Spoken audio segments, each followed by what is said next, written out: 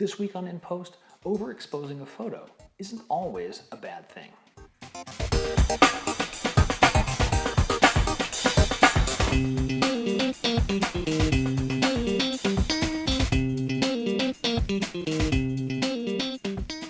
Hi everybody, welcome back to In Post. My name is Scott Davenport, and this is a series where I walk through the post-processing of an image, usually one that I've taken you on the shoot with me on an In the Field episode.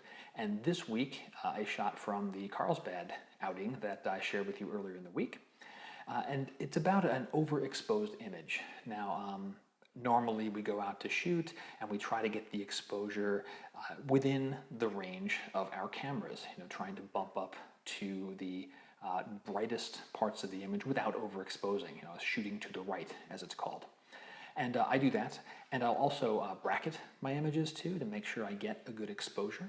But sometimes we want to overexpose the image for an artistic purpose, or sometimes we make a mistake and we overexpose the image. And of course, I never do that, and if you believe that, there's a Nigerian prince I'd like to introduce you to. So the overexposed image thing got me thinking, can we process an overexposed image reasonably? Because we do sometimes make mistakes, and there are times where you don't get the second chance to take an image. It's somewhere you've visited and you're not going back. So what can we do? So that's what we're going to do today with a photo here from Carlsbad. So let's dive right in and get going. So here in Lightroom, I have 3 images of the same scene. These are bracketed. And here we've got the underexposed, -2, nominal exposure, and then overexposed. And even just looking at the thumbnails alone, I like what I see in the overexposed image. Let's look at them a little bit larger. So the underexposed, obviously the sky is going to be a lot better. That sun looks quite nice on the horizon, but there's really not a whole lot going on in the sky. And I even framed the shot that way. If there's not much going on in the sky, I need to make the photo about what's in the foreground. If the sky was gorgeous, you would see a lot more of it in this image. Moving to, this is the nominal exposure. This one's better. Obviously, you can see more of the rocks. There's a bit of play in the water, but it's okay. And then when I looked at the overexposed image, I liked what I had in the foreground especially. And that's what this image is about, right? It's about these rocks here, the swirls of water. And I loved how these nice ripples here and the patterns of the tar and the sand were looking really great. But there's certain areas of this photo that are blown out. Pop this over into the develop module, hit the J key. You can see, look, this, the sky is completely toast.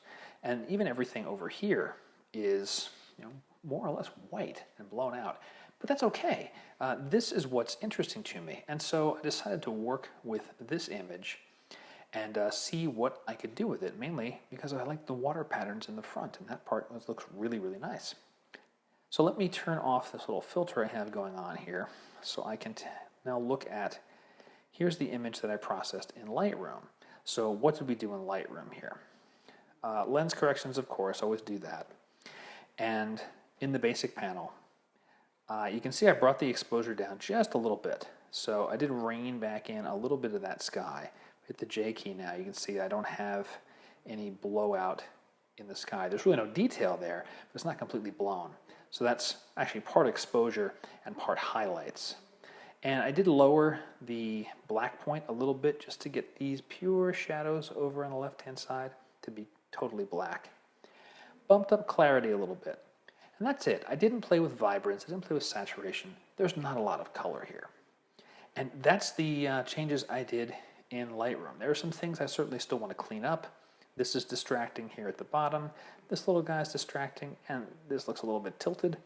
But because of these distracting elements, I'm going to bring this over into On 1 and use the retouching tools in Perfect Layers to deal with that, especially for this one in the foreground because of the patterns in the sand. They're going to work better than the tools that I have available in Lightroom. So let me get this over into Perfect Layers, and we'll pick it up from there. Okay, so I lied. I came into effects and not layers. Sorry about that. But I'll describe really quickly what I did in layers. I used the crop tool to the level portion of the crop tool to straighten out the horizon. I used a combination of the clone tool and the perfect eraser to get rid of those rock distractions that were at the edges. If you want to go really deep into retouching and removing distractions, I've got an entire video course on that, and it uses the On1 tools extensively through all the examples. So let's talk about stylization. So this is, again, we have the overexposure, the sky, there's really nothing going on there. There's not a whole lot here. I'm treating this as negative space. There's enough visual interest, little bits of clouds, little bits of waves, little bits of texture here, that it's not completely dead space. So I'm not too concerned about that. So let's start with dynamic contrast. And I'm going to click that, and you're going to see the rocks and the foreground punch up. Now let's take a look at this mask. I'm going to use the grayscale mode for this because you can see it's very elaborate. And I did not paint most of this. I did a little bit of it, but not most of it. And the way that I created this mask was using a luminosity mask. So let me turn the mask off for a moment. And I'm going to copy this mask so I can just save it off and return it later. So first I went to the mask menu and said create luminosity mask.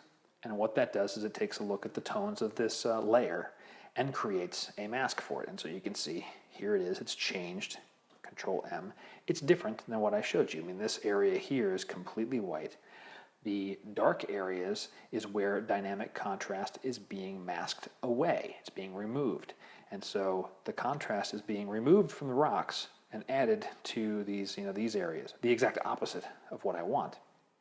So I'm going to invert that mask like that. And now you'll see that the rocks are punched up more and that foreground is really, popping. And this is remaining soft. Now the last thing I did is I wanted just a little bit of the texture in here. So I grabbed the masking brush, opacity, that's around 70-ish, brush, something like that, and just kind of lazily painted through here just to bring out a little more of those wisps of texture in the ocean. So this wasn't completely absent of contrast. And in the end, this was the mask that I came up with that I had there originally. So I'm going to paste that back. And that is it for dynamic contrast. Didn't change any of the settings down in the bottom here, natural setting straight all the way. Next thing is I went straight to black and white.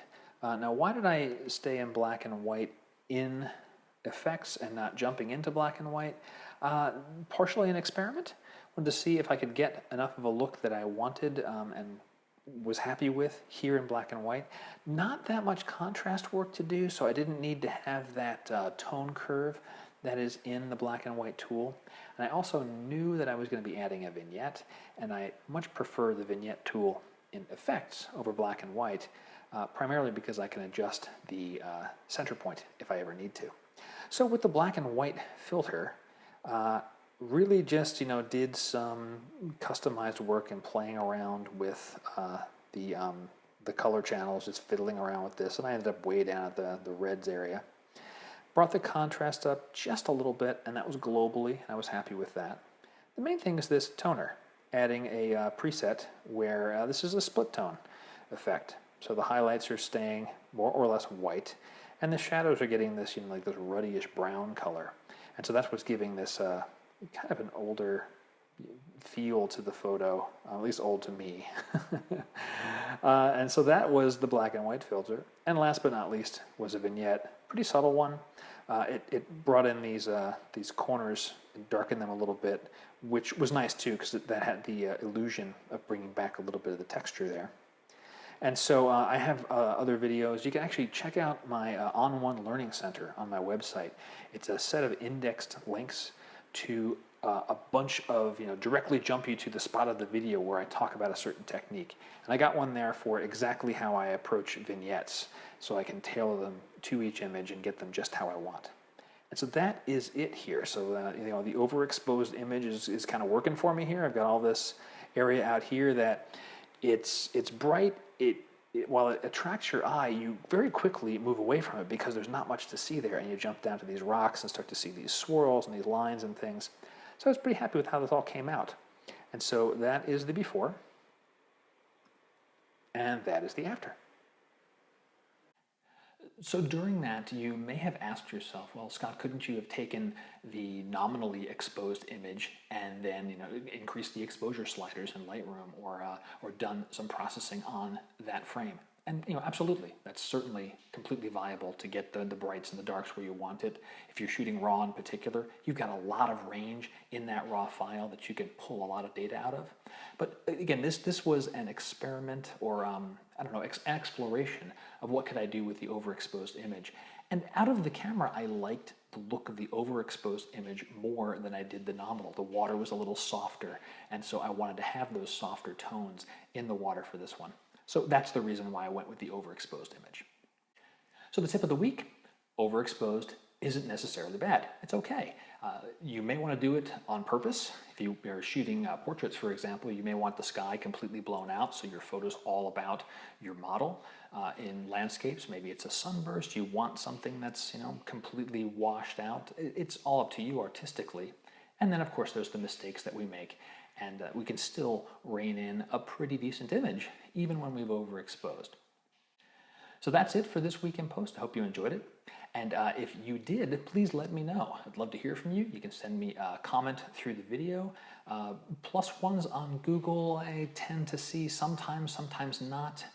Certainly Twitter, I'm on there all the time. And you can always contact me through my website. I get every one of those emails, and I do my very best to respond to any questions that you ask. Love the questions. They're the fuel for more ideas for this show, so please keep them coming. Until next time, my name is Scott Davenport, and happy shooting.